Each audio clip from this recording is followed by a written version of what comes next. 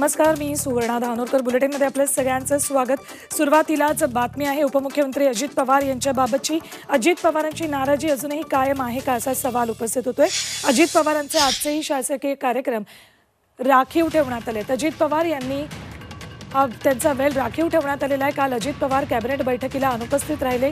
त्यानंतर आजही अजित पवार यांनी कोणतेच शासकीय कामकाज करणार नाही असा निर्णय घेतलेला आहे. अपडेट्स घेऊयात आमचे प्रतिनिधी सागर कुलकर्णी यांच्याकडून. सागर, अजित पवार यांची नाराजी अजूनही कायम आहे हेच यावरून दिसते. अजित पवार यांची कालची कॅबिनेट बैठकीला अनुपस्थिती, त्यानंतर त्यांच्या निवासस्थानी राष्ट्रवादीचे अनेक नेते गेले. भलेही या नेत्यांचा दावा होता की अजित पवार त्या बैठकीला नव्हते, पण सर्व नेते तिथे गेले होते, ही वस्तुस्थिती आहे. आणि आज मात्र अजित पवार यांनी कोणताही शासकीय कामकाज दाखवलेलं नाही या, कोणत्याही प्रशासकीय बैठका आणि गाठीभेटी दाखवलेल्या नाही आहेत. पूर्ण वेळ राखीव देवगिरी बंगला असं दाखवण्यात आलेलं असल्याचं अजित पवार यांच्या कार्यालयाकडनं सांगण्यात आलेलं आहे. अर्थात अजित पवार यांच्या कार्यालयाकडनं हेही स्पष्टीकरण देण्यात येत आहे की त्यांची प्रकृती ठीक नाही आहे, त्यांचा आवाज बसल्याने त्यांना बोलता येत नाही आहे, व्हायरल इन्फेक्शन असल्यामुळे ते कुणाच्याही संपर्कात येत नसल्यामुळेच ते देवगिरीवर असणार आहेत. पण कुठे ना कुठेतरी काल दिल्लीमध्ये अमित शहांबरोबर मुख्यमंत्री आणि उपमुख्यमंत्री फडणवीस यांची गाठीभेटी, दिल्लीतली खलबतं आणि अजित पवारांच्या गटाच्या काही ना काहीतरी मागण्या, यावरनं नाराजी, यावरनं परत एकदा अजित पवार वेगळे लांब राहू पाहतायत का, याची चर्चा सुरू आहे. धन्यवाद सागर या संपूर्ण माहितीसाठी. तर उपमुख्यमंत्री अजित पवार यांची नाराजी अजूनही कायम आहे असंच दिसतंय.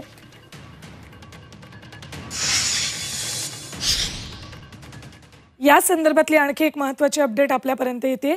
सगळ्यात महत्त्वाची राजकीय घडामोडी, मुख्यमंत्री एकनाथ शिंदे आणि उपमुख्यमंत्री देवेंद्र फडणवीस आणि अमित शहा यांच्यामध्ये दिल्लीत 3.5 तास बैठक झाली.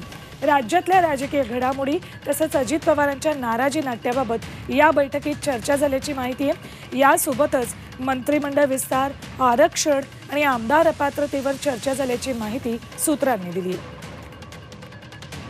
थेट जाऊयात, आमचे प्रतिनिधी रामराजे शिंदे दिल्लीत उपस्थित आहेत, त्यांच्याकडनं अपडेट्स घेऊयात.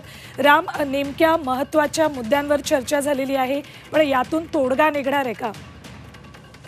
बिलकुल हेच पाहावं लागणार की यामधून तोडगा निघणार आहे का. 3.5 तासाची ही जी चर्चा झालेली आहे, या दरम्यान नंतर एकत्र जेवण सुद्धा केलेलं आहे, डिनर डिप्लोमसी झालेली आहे. पण महाराष्ट्राच्या संदर्भामधली ही डिनर डिप्लोमसी कितपत यशस्वी होते हे पाहावं लागणार आहेत.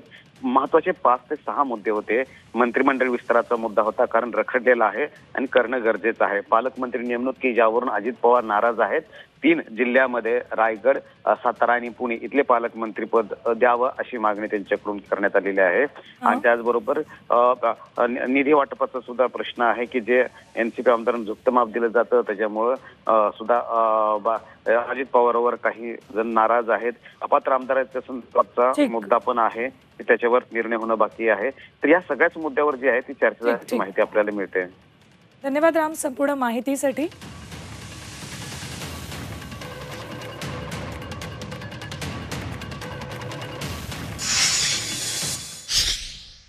तर एकीकडे अजित पवारांच्या नाराजीची चर्चा सुरू असताना दुसरीकडे मंत्री सुधीर मुनगंटीवारांनी मोठं विधान केले. आमच्या सोबत आलेले पुढचे मुख्य उपमुख्यमंत्री अजित पवार असं विधान मुनगंटीवारांनी केलंय. तेव्हा राजकीय चर्चांना आता उधाण आलंय. अजित पवार पुढचे मुख्यमंत्री असं मुनगंटीवारांना म्हणायचं होतं का? अजित पवार राज्याचे पुढचे मुख्यमंत्री असतील का? यावरच आता चर्चा रंगायला लागलेली आहे. मुनगंटीवार यांनी हे विधान थोडक्यात थांबवलेलं दिसतंय. आमच्यासोबतचे पुढचे मुख्य असं ते म्हणाले, थांबले आणि त्यानंतर उपमुख्यमंत्री अजित पवार असं ते म्हणाले. मला आनंद आहे की आमचे मुख्यमंत्री एकनाथ शिंदेजी, आमचे उपमुख्यमंत्री देवेंद्र फडणवीसजी आणि आमच्या सोबत आलेले पुढचे उपमुख्यमंत्री श्री अजित पवारजी आणि आमच्या सोबत आलेले पुढचे उपमुख्यमंत्री श्री अजित पवारजी. एक छोटासा पॉज, पण मुनगंटीवार यांच्या बोलण्यात खूप काही समोर येते. यानंतर आता बातमी आहे शिवसेनेच्या 16 अपात्र आमदारांप्रकरणासंदर्भातली शिवसेनेच्या 16 आमदार अपात्रतेप्रकरणी सुप्रीम कोर्टात होणारी सुनावणी पुन्हा लांबणीवर गेली. 6 ऑक्टोबरला होणारी सुनावणी आता 9 ऑक्टोबरला होण्याची शक्यता आहे. मुख्यमंत्री एकनाथ शिंदे यांच्यासह इतर आमदारांना लवकरात लवकर अपात्र करा अशी याचिका ठाकरे गटाचे आमदार सुनील प्रभू यांनी केली आहे. या याचिकेवरील सुनावणीसाठी 2 वेळा तारीख देण्यात आली, मात्र त्यावेळी ही सुनावणी झाली नाही. विधानसभा अध्यक्ष राहुल नार्वेकर हे सुनावणीचा रोडमॅप सादर करणार आहेत, त्यामुळे या सुनावणीला महत्त्व आहे.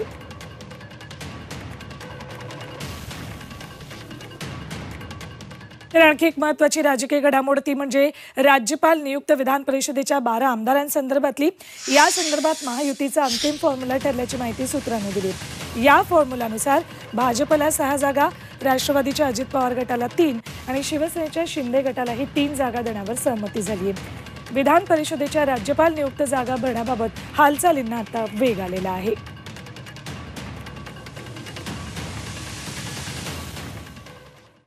आणखी एक महत्त्वाची बातमी येते. बातमी आहे स्थानिक स्वराज्य संस्था निवडणुकांसंदर्भातली. या संदर्भातल्या सुनावणीबाबतची. स्थानिक स्वराज्य संस्था निवडणूक संदर्भातील सुनावणी पुन्हा एकदा लांबणीवर गेली आहे. आता पुढची सुनावणी सुप्रीम कोर्टात थेट 28 नोव्हेंबरला होणार आहे. ही सुनावणी लांबल्यामुळे यावर्षी स्थानिक स्वराज्य संस्था निवडणुका होण्याची शक्यता आता मावळली आहे. स्थानिक स्वराज्य संस्थांमधील निवडणुकीत ओबीसी आरक्षणाच्या मुद्द्यावरील सुप्रीम कोर्टात प्रलंबित याचिकेवरील सुनावणी आहे. त्यामुळे आता चालू वर्षात महापालिका निवडणुका होण्याची शक्यता कमी आहे.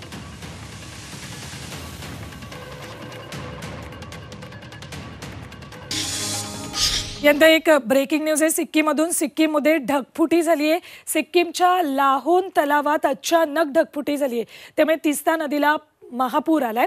या पुराच्या तडाख्यामध्ये भारतीय सैन्याचे 23 जवान बेपत्ता झालेले आहेत. बारदांग भागातल्या सैन्याची वाहनं सुद्धा या पुराच्या पाण्यात वाहून गेलेली आहेत. उत्तर सिक्कीमच्या सिंगतमला या पुराचा मोठा फटका बसलेला आहे. आताची ही मोठी बातमी आहे. सैन्याचे 23 जवान बेपत्ता झालेत, कारण सिक्कीममध्ये ढगफुटी झालेली आहे, त्यामुळे तिस्ता नदीला पूर आलेला आहे. या ढगफुटीमुळे मोठं नुकसान सुद्धा झालेलं आहे. लोहोन तलावामध्ये अचानक ढगफुटी झालेली आहे आणि त्यामुळे तिस्ता नदीला महापूर आलेला आहे. ही या महाप्रलयाची दृश्य. यात भारतीय सैन्यातले 23 जवान सुद्धा बेपत्ता झालेले आहेत. या जवानांचा अजून कुठलाही थांगपत्ता लागलेला नाहीये. या पुराच्या तडाख्यामध्ये हे 23 जवान बेपत्ता झालेले आहेत. बारदांग भागातल्या सैन्याची वाहनं सुद्धा पुराच्या पाण्यात वाहून गेलेली आहेत. पाण्याचा किती मोठा आणि प्रचंड हा प्रवाह या दृश्यांमध्ये दिसतोय. परेशानी हो रही है, लेकिन ये जो सिक्किम का इलाका है ये सबसे कम आबादी वाला क्षेत्र है और साथ ही नेपाल और भूटान की सीमाओं के एकदम करीब ये इलाका जुड़ता है. ऐसे में बेहद महत्वपूर्ण हो जाता है प्रशासन के लिए तमाम कदम उठाना. और पूजा, क्योंकि सिक्किम में काफ़ी पर्यटक भी पहुंचते हैं, पर्यटन के लिहाज से भी बेहद ज़रूरी जानकारी लोगों तक पहुंचना बहुत ज़रूरी.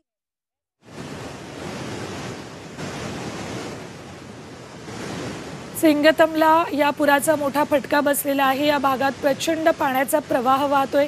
आजूबाजूला वस्ती सुद्धा दिसते, त्या घरांना सुद्धा धोका निर्माण झालेला आहे. झी24 तासवर ही एक्सक्लुझिव्ह दृश्य या ढगफुटीची. ढगफुटीमुळे महापूर आलाय आणि आसपासच्या परिसरात सुद्धा या पाण्याचा प्रवाह शिरलेला आहे, त्यामुळे अनेक घरांमध्ये सुद्धा पाणी गेलेलं दिसतंय.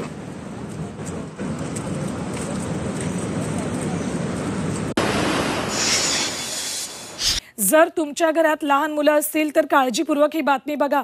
मुंबईमध्ये नवजात बालकांची विक्री करणारी टोळी सक्रिय आहे अशी धक्कादायक माहिती समोर आली आहे. अशाच एका टोळीचा ट्रॉम्बे पोलिसांनी पर्दाफाश केलाय.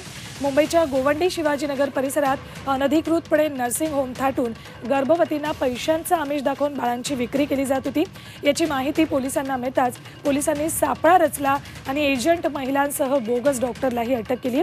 5 लाखामध्ये बाळाला विकण्यासाठी सौदा ठरला होता. पोलिसांनी रंगेहात पकडून नवजात बालकाची यांच्या तावडीतून सुटका केली. Agent Goribi Usman Shaikh, bogus doctor Saira Bano Shaikh, Shabana Zakir Shaikh, Gulabshah Matin Shaikh, Julia Lawrence Fernandes आणि रीना नितीन चव्हाण यांना अटक केली आहे. या टोळीनं अशा प्रकारे किती बाळांची विक्री केली आहे याचा तपास आता सुरू आहे. आम्ही आतापर्यंत 6 आरोपी याच्या संदर्भात अरेस्ट केलेले आहेत. जे डील त्यांची ठरत होती त्याच्यानुसार 5 लाख रुपयामध्ये नवजात बालकांची ती विक्री होत होती। यामध्ये प्रेग्नंट लेडी आयडेंटिफाय केल्या जात होत्या। त्यानंतर त्या लेडी ज्या आहेत त्यांचं मेडिकलचा पूर्ण एक्सपेन्सेस या रॅकेट तर्फे घेतला जात होता आणि नंतर डिलिव्हरी देखील त्या ठिकाणी करून नंतर त्या नवजात बालकांची एजंट्सच्या माध्यमातून विक्री केली जात होती। तर अशा कुठल्याही आमिषाला बळी पडू नका आणि असल्या कुठल्या प्रकरणाची तुम्हाला माहिती असेल तर थेट पोलिसात जा। यानंतर आता बातमी येते पाकिस्तानमधून। भूके कंगाल पाकिस्तानमध्ये नागरिकांवर आता चक्क किडनी विकण्याची वेळ ओढवली आहे। 2 घास अन्नासाठी वणवण करणाऱ्या गरीब नागरिकांचा फायदा घेत पैशांचा आमिष दाखवत त्यांच्या किडनीचा बाजार केला जातोय। गरिबीत भरडल्या गेलेल्या नागरिकांची किडनी पाकिस्तानात 30 लाखांना विकली जाते, तर हीच किडनी परदेशात कोट्यवधींना विकली जाते। पोलिसांनी या किडनी रॅकेटचा पर्दाफाश केलाय। या गोरखधंद्यात सहभागी असलेल्या 8 जणांना पोलिसांनी अटक केली। त्यातल्या एका डॉक्टरना 1-2 नाही तर तब्बल 328 किडनी अवैधरित्या ट्रान्सप्लांट केल्याची धक्कादायक माहिती समोर आली आहे। किडनी विकत घेणाऱ्यांमध्ये चीन सर्वात आघाडीवर आहे।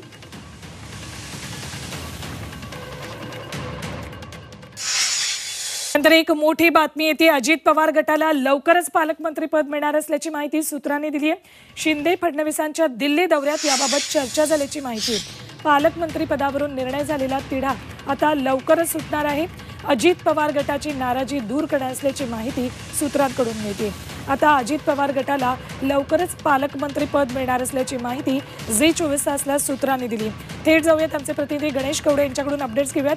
गणेश, अजित पवार गटाला आता लवकरच पालकमंत्रीपद मिळणार असल्याचं कळतंय।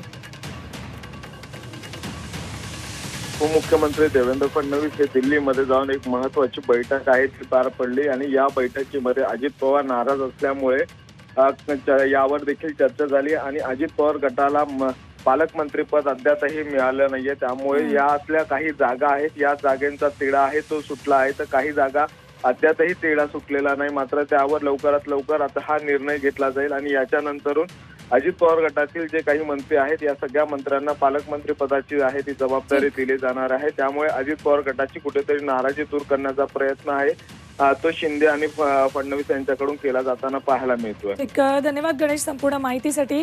तर एकंदरीत अजित पवार गटाला आता पालकमंत्री पद मिळणार असल्याची माहिती मिळते। ज्या जागांवरून तिढा होता, विशेषतः रायगड पुणे या जागांचा तिढा आता लवकर सुटेल अशी अपेक्षा आहे।